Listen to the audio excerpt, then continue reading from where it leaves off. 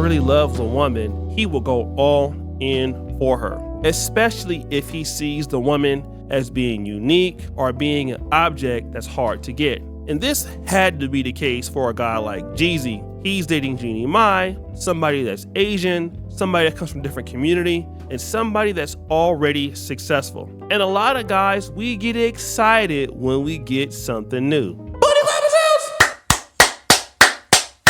But something just ain't right. You can feel it in your heart. You love the woman, you care about the woman, but for whatever reason, the woman is not what you're looking for. And one of the reasons why this could happen is because a lot of men feel like they are getting disrespected, and a lot of women are not used to getting dumped. But it will come to a certain time where a man just gets tired of telling you the same thing over and over. You're not listening. You doing whatever you want to do. And if this is a man that can replace you, don't matter who you are, that man will execute that decision. And that decision could have a woman like this. How I feel, because just hearing the words, "No, I don't love you like that no more.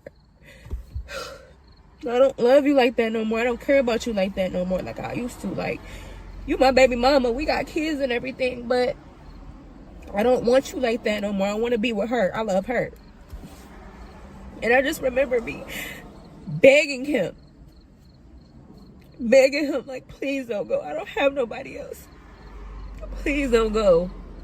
Please just stay." Unfortunately for this lady, it's a sad story. She had a baby daddy, and he's telling her, "Listen, I don't really love you like that no more. I love the other person." Now, of course, listening to that particular situation, it might seem like this dude just left out on his kids and left her for somebody else, which could be the case. But do you want to know what is probably the case? He got tired of telling her the same thing over and over and over again, and she didn't take him seriously. Now he's moving on, and she sees he's moving on. Now he's the problem, and so she's crying for help. And now she's upset that she can't get him back. And you know, once they can't get you back, then they become bitter as hell. They go from being your wife or baby mama to the love of your life to let's get back together to now, since you don't want me, I'm going to cause you hell. And hell typically happens in situations like this. Stop it.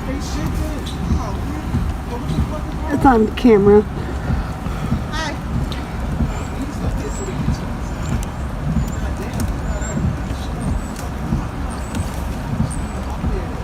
Set it up for him. Now you see this guy? He's trying to deliver his baby mama something for the kids. But nah, bitter baby mama ain't having that. She gonna make life hard. And also, it becomes hard for the kids too. I'm a product of a bitter baby mama. My mama was a bitter baby mama to the max. My mama hated my dad so much until she hated me. She pushed him away, but she kept herself out of my life also. When I first realized that my mom was a bitter baby mama, that was devastating to me, because oftentimes men get labeled a deadbeat, but if you look at it, my mama was a deadbeat because of what she did and the angle she took. Let's go back to the whole lack of accountability thing, especially when it comes to Jeannie and Jeezy Mai. Jeezy definitely knew that Jeannie Mai had a bad attitude, and he already understood it. And he also saw a different side of her once he dumped her and divorced her. She then wanted revenge. So when she was supposed to come and get her things, even last month, he told the police, "Listen, if you're gonna bring her to my house to collect her things, please send somebody that can mediate both sides, because I already know what she's going to do. She's gonna come over here, call the cops, and make a scene. Please send this person over here, because this woman is trying to destroy my career. I don't feel safe with this lady in my house, and she might be trying to do anything to me. So please do that." Then the time came. Jeannie Mai and her associates pull up to the house, and they pulled up to the house. Now the house manager don't want her in the house, but she got a court order. Now the thing is, when you decide that you want to break up with somebody and you have your things, the question is, why don't you just get all your stuff when you're there? But people typically don't want to get all their stuff. I had a girl the same way. We broke up, I dumped her, She took like 85% of her things, left 15% of the things in her house. Stop the show, guys. Press 1 in the comments if a woman's ever done that to you before. And she will continue to do that and not take all her stuff. I don't even want your ugly ass no more. Why can't you just go? But they leave their stuff there so they can have another opportunity to either come back or ruin your life. So basically the house manager don't want to let her in the house. What does Jeannie Mai do?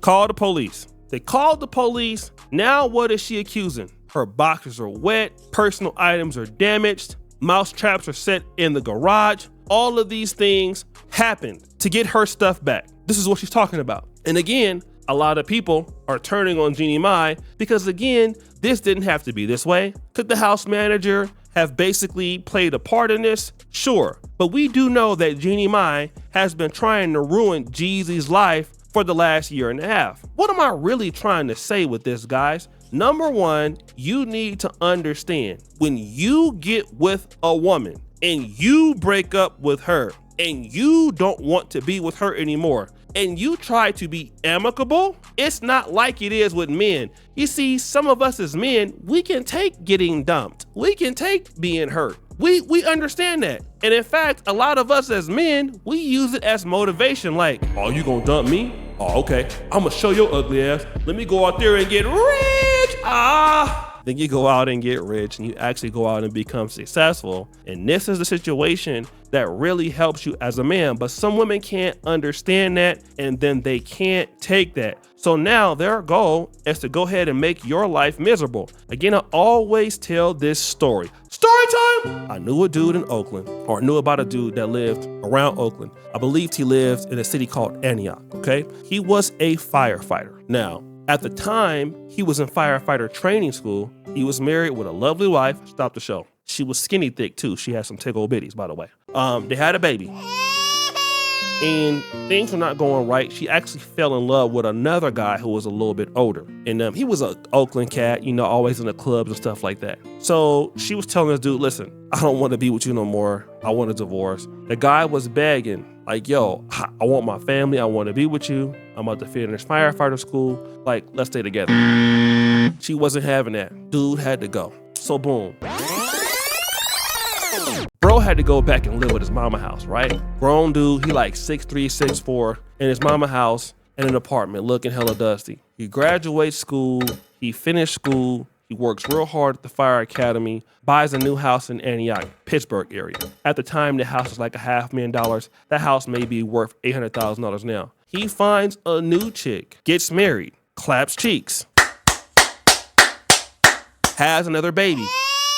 Then everything is straight. He's not being mad at his ex-wife. But you want to know who was mad? His ex-wife. She was doing everything that she could do to keep that man from seeing the child. Everything. Even though she went on to her next situation with the guy that she left him for. That guy was broke. She's paying all the bills. She ended up cheating on him anyway. Got her cheeks clapped at a horse track one time. But, you know, I'm just going to let you know that's what happened, right? And then she took it all out on the guy. The reality with Jeannie Mai and Jeezy is Jeezy can move on with somebody else. Jeannie Mai at her age can't, especially with the young child. It's going to be harder for her to move on, let me say. So because you left her, she's not going to look at the fact that it's her fault because, again, she's perfect. Like, why would it be her fault? Like, you're the one that's silly, right? How could you lose somebody that beautiful? And then you do, and then you turn into a situation where it's all bad, and now you're down bad. So you got to really make the right decisions when you're dealing with these ladies